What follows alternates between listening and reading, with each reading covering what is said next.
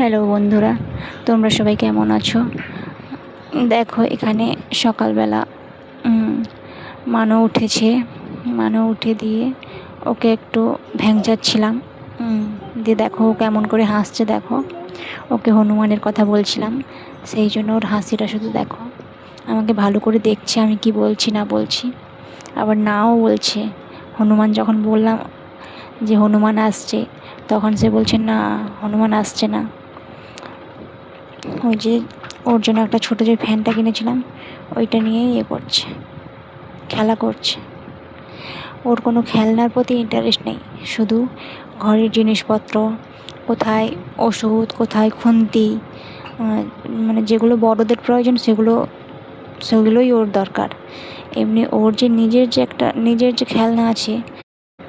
ঠিক আছে, এরপর দেখা হবে আবার পরের ভিডিওতে। আজকে